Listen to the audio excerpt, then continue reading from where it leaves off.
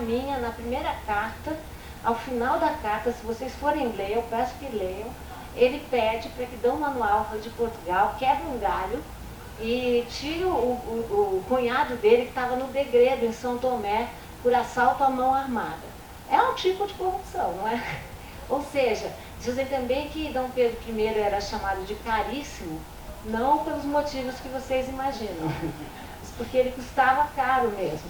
Eu tenho para mim que o Brasil, quando eu comecei a escrever o livro, em novembro de 2018, o Brasil era o 10º país mais desigual.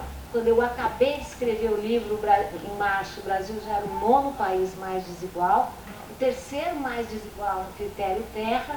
Portanto, é preciso que a gente abra os olhos para isso, abra os olhos para as origens dessa desigualdade, né? Como o Brasil sempre praticou uma política da desigualdade e que só há um caminho, na minha opinião, para combater a desigualdade, que é apostar na educação, né? E o Brasil consistentemente, infelizmente, não destina uma parte correspondente do seu PIB para a educação.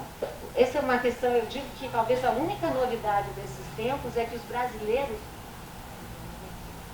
que sempre gostaram também na sua mitologia nacional de se definirem como um país muito tolerante, da democracia, de repente não tem mais vergonha, não tem mais prurido de se representarem como intolerantes. No livro eu mostro uma série de números, é impressionante o crescimento da intolerância religiosa, o crescimento da intolerância de gênero e o crescimento da intolerância racial. E ninguém foi escravo no seu passado, né? Ou seja, as pessoas foram cabindas, pombos, jejos, balola, balanta, o que for, mas não foram escravos. E por isso também que eu uso o termo escravizados e escravizadas, porque eu acho que escravo naturaliza-se, falar em escravos, naturaliza a situação, e falar em escravizados, você já deixa evidente como foi uma situação absolutamente forçada. Então, Lídia, assim, nesse seu novo livro, né, sobre autoritarismo, você dá uma ênfase bastante grande assim, na questão da importância da escravização dos negros nessa cultura autoritária que a gente tem no Brasil. Recentemente o Caetano falou da importância da segunda abolição. Eu queria que você falasse um pouco sobre isso, que essa dívida que existe, né, da abolição. Você citou um pouco a lei, que é a lei mais curta que existe. Acabou, a partir de agora acabou a escravidão e revoga-se todos os artigos em contrário. Aí você falar um pouco disso, dessa dívida, como a gente pode fazer essa reparação, o que é que precisa, o que é que o Estado precisa fazer para a gente superar esse modelo excludente e violento do nosso Estado e da nossa sociedade. É porque a gente pode dizer que o Brasil tem um período, a gente pode dizer que o período do pós-emancipação começa logo depois do 13 de maio de 1888. Mas esse período pós-emancipação não tem data para acabar, não é? Porque a gente sabe que a escravidão não foi só um legado pesado, como os brasileiros estão recriando em bases muito fortes isso que se chama de racismo estrutural, racismo institucional e até racismo recreativo, né? Que é quando a pessoa conta uma piada e diz, eu não quis dizer isso. Eu acho que o Brasil precisa pensar fortemente em várias políticas de reparação que não são exclusivamente pecuniárias, são muitas formas de reparar. Políticas de cotas é uma forma de reparação que nós temos que implementar cada vez mais, porque a gente não vai ter uma sociedade republicana se nós formos tão racistas.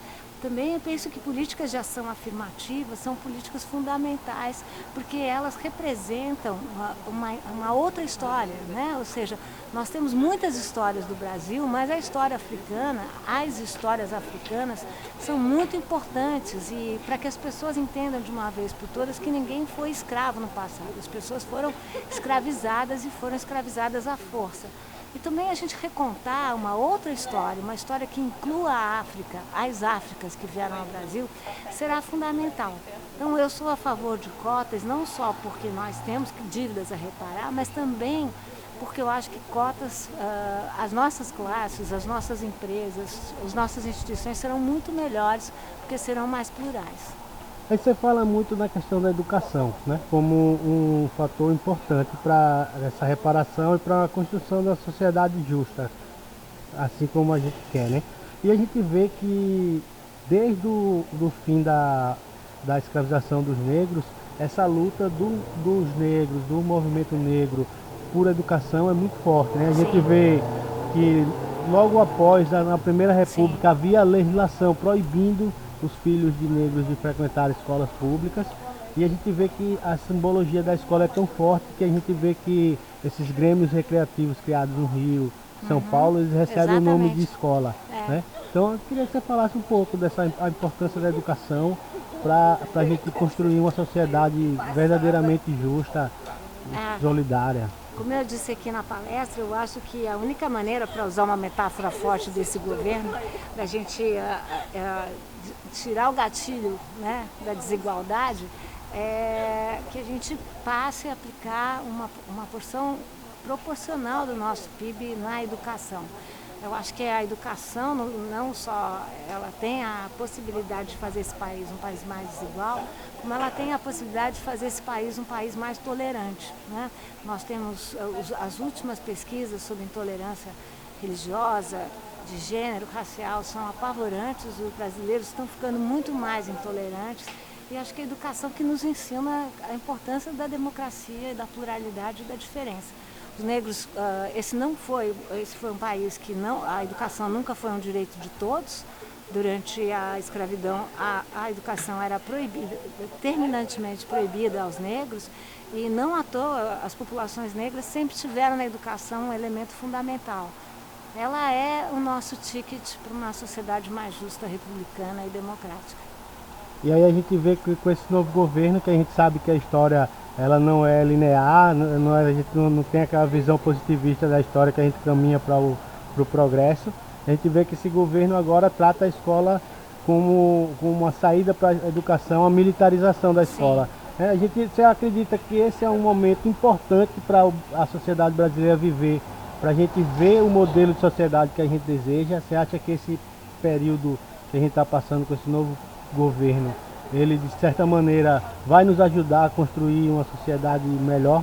Eu acho que no momento não, né? Esse é um governo que não tem se dedicado a pensar numa educação plural, né? Uma educação que dê conta da diversidade da sociedade brasileira.